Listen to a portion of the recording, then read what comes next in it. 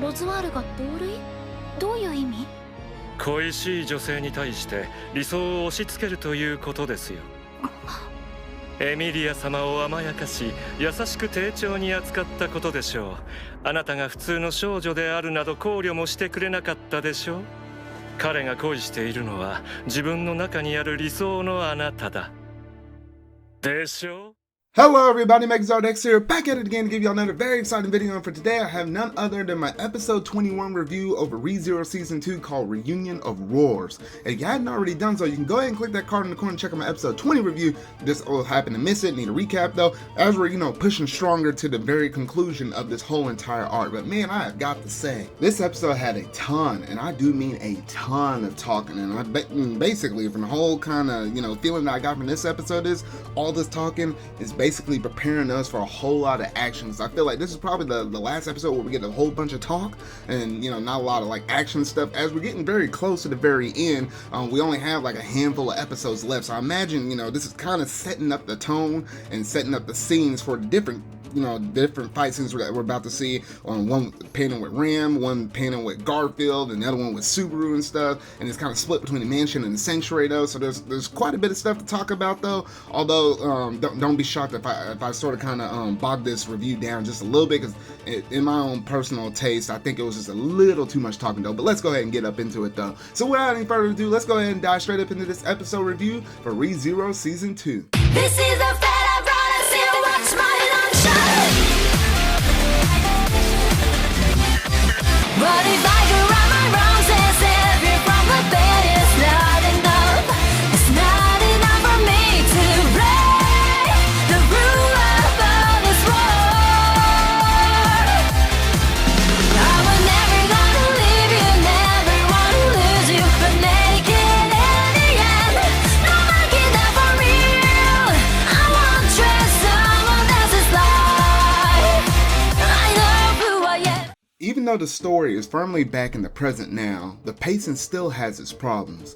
From a directing and storyboard perspective, it's also one of the weaker episodes, as it mostly depicts characters standing in a single spot while talking. The anime has generally been excellent at conveying the weight of its dialogue scenes through clever storyboarding, but this episode had a bit too much talking, or talking heads should I say, for my liking.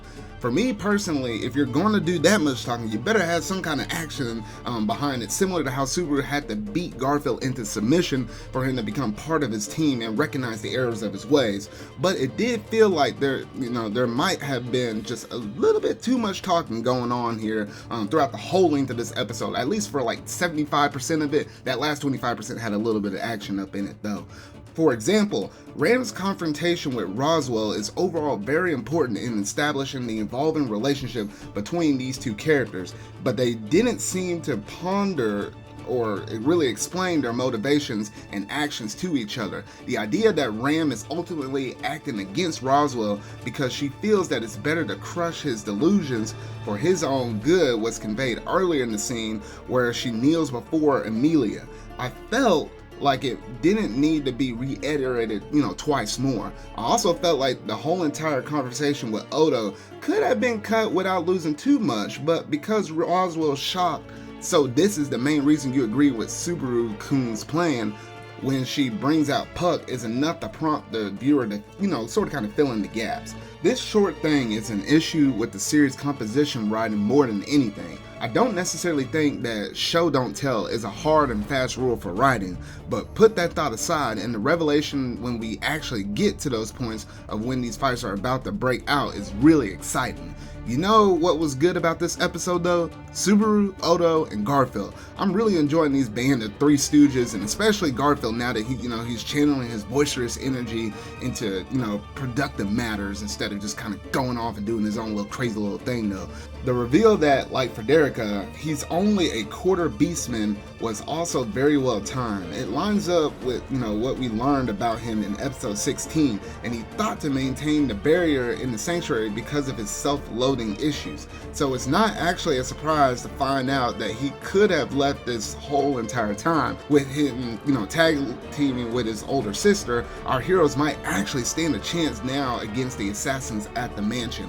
As usual, for ReZero lately, this episode ended just when it was about to get good, and that's basically all I have to say about this review. Now, this is probably one of my shorter reviews though, but when there's just a whole bunch of talking within one episode, I feel like there's not as much to talk about because they did all the talking for you though. But that was just sort of kind of like my little thoughts. I think the key highlight about this episode was there was a lot of talking, not enough of an action, or especially when they're talking and just sort of kind of standing still and whatnot though. I felt like that was like primarily 75% of the episode right there though. So honestly, that's basically all I gotta say about this episode though. But let me know what you think about this episode down in the comment section down below. So if you really like this video, make sure to hit that like button, go ahead and hit that subscribe button and that bell to stay up to date on all things ReZero that I feel like discussing this season, y'all. So remember, y'all, until whatever video I make next, see y'all.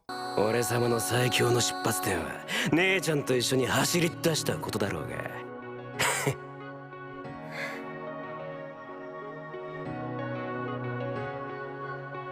かかってこいや黒女聖域から出られた祝いで手始めに最初の壁ってやつを俺様が完膚なきまでにぶっ壊してやる